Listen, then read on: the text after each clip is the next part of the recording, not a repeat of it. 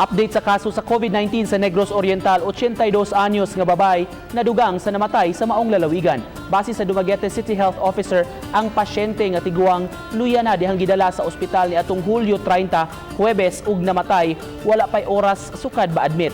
Kagahapon lang nahibaw-an nga positibo ang swab test sa namatay. Nagka-flu-like symptom ug giubo ang maong pasyente matud sa tagtungod. Gisusi kung diin nakuha ang virus kay wa man kini travel history. Naka-isolate na sab ang naka-close contact sa maong pasyente ug naka-lockdown ang kabalayan sa mga silingan. Sa pikas bahin, 7 ka LSI gikan sa Konsolasyon, Cebu, apil sa 8 ka bag-ong kaso sa COVID-19 sa Negros Oriental gihapon.